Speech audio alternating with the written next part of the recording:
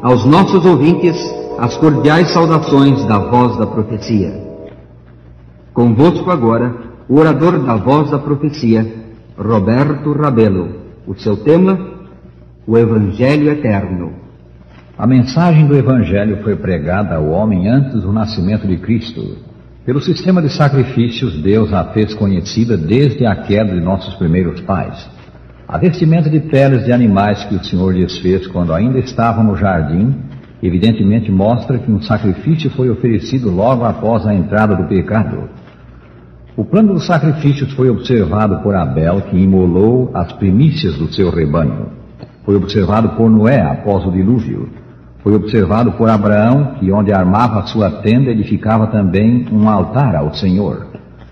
Maior realce foi dado ao sistema quando mais tarde, no deserto, se levantou o tabernáculo e depois, estando já Israel na Palestina, o magnificente templo.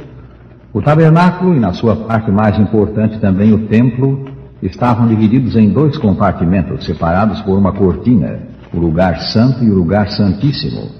O primeiro compartimento, o lugar santo, continha uma mesa sobre a qual se conservavam 12 pães, substituídos por novos no sábado, um castiçal e um altar para queimar incenso. No segundo compartimento estava a arca, uma fina caixa de madeira revestida de ouro, e dentro dela as 2 tábuas de pedra contendo a lei de Deus. Os serviços do santuário estavam a cargo de sacerdotes. Cada manhã e cada tarde os sacerdotes ofereciam um cordeiro em sacrifício. Esses sacrifícios eram feitos em favor da nação, coletivamente. O mais importante aspecto dos serviços do templo era, porém, o sacrifício feito em favor do indivíduo. Quando alguém pecava, trazia um cordeiro sem defeito e, colocando as mãos sobre a cabeça do animal, confessava sobre ele o seu pecado. Depois o pecador degolava o cordeiro. O sacerdote tomava do sangue do cordeiro, entrava no primeiro compartimento e aspergia o sangue diante da cortina ou véu que separava os 2 compartimentos. Como dissemos, do outro lado do véu, no lugar santíssimo, estava a arca com o santo decálogo. Pecado é a transgressão da lei, 1 São João 4:3. E a lei transgredida, a justiça requer a vida do pecador. O salário do pecado é a morte. O sangue representa a vida. Pelo ato de lançar o sangue diante do véu, na direção das tábuas da lei, o sacerdote virtualmente dizia: lei de Deus transgredida, aqui está a vida que requeres. O sangue imolado substituía o pecador. Deus aceita a guarda do pecador e a Escritura diz: a sua fará expiação do pecado que cometeu e lhe será perdoado. Levítico.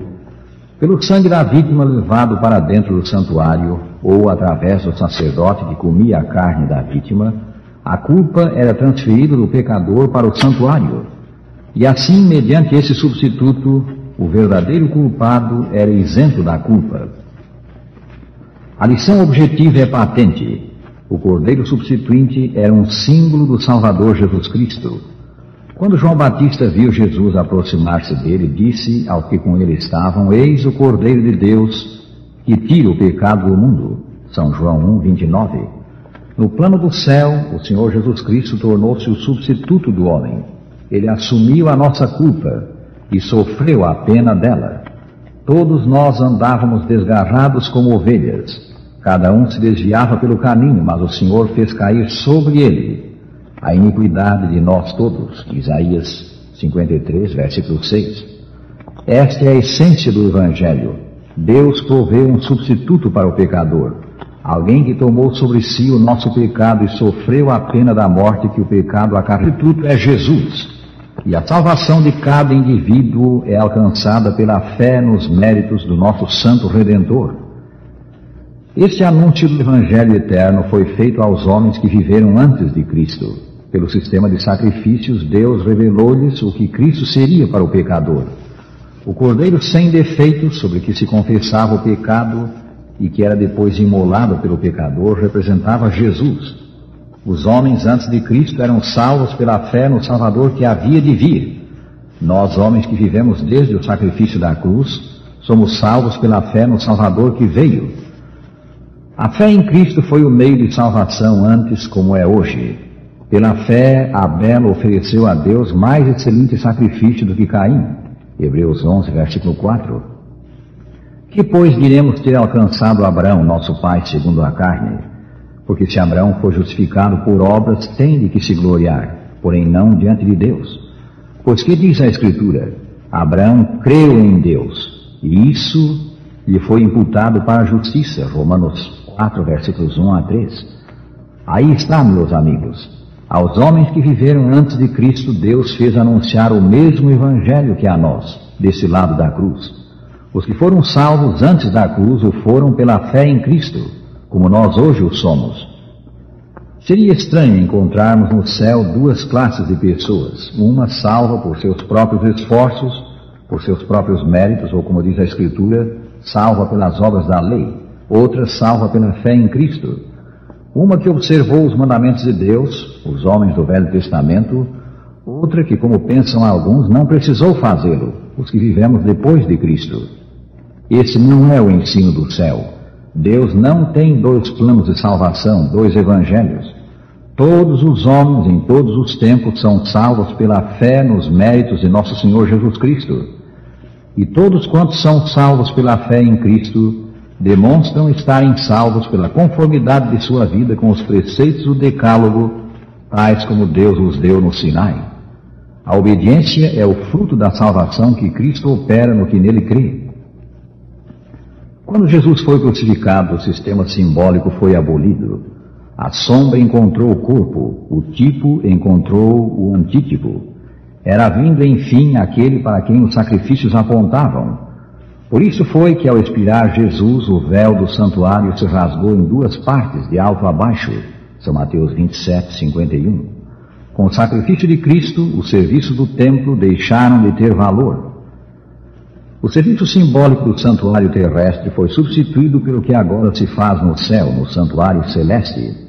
O santuário, o tabernáculo terrestre, era uma figura do santuário celeste. Deus mesmo deu o modelo do tabernáculo terrestre, evidentemente uma cópia do que está no céu. A Escritura nos fala do verdadeiro tabernáculo que o Senhor erigiu, não o homem. Hebreus 8, versículo 2. São João viu esse santuário e a mobília dele, correspondente à do santuário terrestre. Abriu-se então o santuário de Deus que se acha no céu, e foi vista a arca da aliança no seu santuário. Apocalipse 11, 19. Ele viu também o castiçal e o altar do incenso. Ao retornar ao céu, Jesus entrou no santuário celeste e aí exerce o seu ministério salvador. Havia no serviço terrestre um sacerdote cuja função era oferecer dons para reconciliar o pecador com Deus. O sacerdote do antigo serviço era um símbolo de Cristo, que oferece os méritos de seu sacrifício, da sua perfeição para salvar o pecador. Lemos: ora, o essencial das coisas que temos dito é que possuímos tal sumo sacerdote que se assentou à destra do trono da majestade nos céus, como ministro do santuário e do verdadeiro tabernáculo que o Senhor erigiu, não o homem. Pois todo sumo sacerdote é constituído para oferecer assim dons como sacrifícios. Por isso era necessário que também esse sumo sacerdote tivesse o que oferecer. Hebreus 8, versículos 1 a 3. Jesus é também mediador entre Deus e o homem, porquanto, declara São Paulo, há um só mediador entre Deus e os homens, Cristo Jesus, homem. 1 Timóteo 2, versículo 5. O santuário celestial é assim o centro da obra de salvação. Para ele devemos olhar para Jesus, nosso fiel sumo sacerdote e mediador. Ele é o Salvador, nosso terno ajudador, nossa grande esperança. Cristo pode salvar totalmente os que por ele se chegam a Deus, vivendo sempre para interceder por eles. Hebreus 7, 25. Este é o anúncio do Evangelho eterno. Alguém se fez nosso substituto e pagou a pena a nós reservada, a pena de morte, de perdição eterna. Esse alguém é Jesus, o Filho de Deus. Ele subiu ao céu e aí no santuário celeste intercede por nós junto a Deus, tornando efetivo o sacrifício da cruz. Quão admirável, rádio ouvinte, é a segurança do apóstolo de que Jesus pode salvar totalmente. Ergue os olhos para o céu, apega-te a ele agora, suplica-lhe os bens que te comprou com seu sangue, suplica perdão, transformação da vida, e serás salvo. Convide os seus familiares e amigos para ouvir a nossa próxima palestra, a ser irradiada por esta emissora na semana que vem, no mesmo dia e hora desta irradiação. E agora, despedindo-nos, dizemos: o Senhor te abençoe e te guarde. O Senhor faça resplandecer o seu rosto sobre ti e tenha misericórdia de ti. O Senhor sobre ti levante o seu rosto e te dê a paz.